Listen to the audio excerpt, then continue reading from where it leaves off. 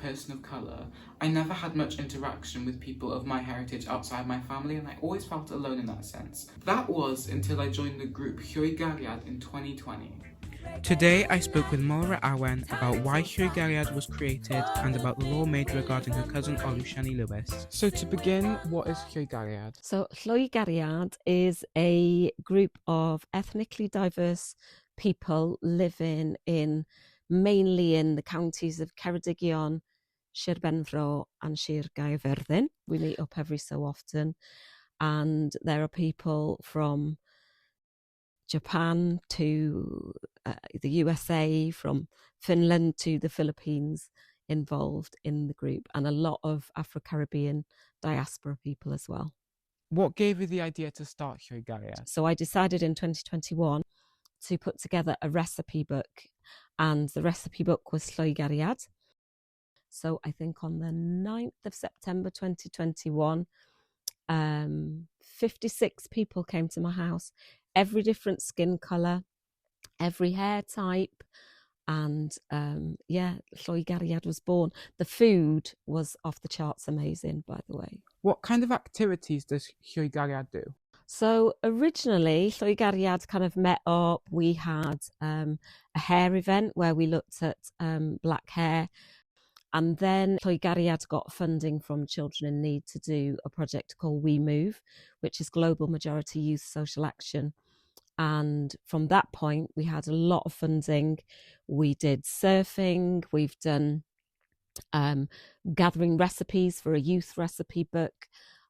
We go climbing with the amazing Reham Bastawi regularly. We have done a Black Movement event with capoeira and dance with Arnold Matsena. And we're open to suggestion. We're a very youth-led organisation now, open to suggestions from the young people. What opportunities have us members of Llwy Gariad been given? So for the young people of Llwy Gariad, they have been offered a real range of activities. For their youth social action, they decided to make a series of films. And amongst those films are what they're going to do when they're older for employment, what is their message to their educators, Wales and Welsh, who gets to decide who is Welsh, and the different lived experiences they have, for example, as brown-skinned young people, it always being assumed that they won't be able to speak Welsh. And then their lived experiences of racism in sport.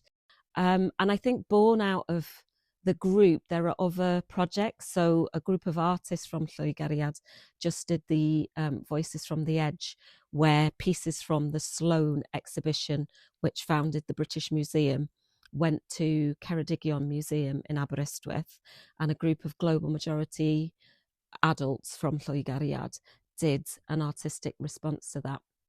And I've just started work with the Multiplicity project, also in Aberystwyth, but in the Arts Centre, working with global majority artists to create an exhibition and to celebrate our cultural heritage and our diversity. So I heard there was a law made regarding your cousin Shani, I believe. Can you tell me a bit about that and how that happened? Yeah, so Shani was killed by the police in 2010. 11 police officers restrained him for 45 minutes in a hospital. He had committed no crime. And when he lay there dead, the police refused to let the medical team intervene. 23-year-old Shani Lewis died after being held down for a total of 45 minutes by as many as 11 officers. His parents claim the investigation into his death by the police watchdog is deeply flawed. So by the time that they managed to get into the room that they left him dead in and get his heart beating again, he was brain dead. So my auntie had to make the decision to turn off the life support machine for her beautiful, talented, witty, intelligent 23-year-old son. So we fought very hard to get Shani's law, which means that any police officers going into a healthcare setting, and we're trying to get that expanded to custody suites, police stations, etc., that they all have to have functioning body cameras, because what the police tend to do in those situations is to join forces with the IOPC and obfuscate, bury the story for as long as they can. But we say no justice, no peace.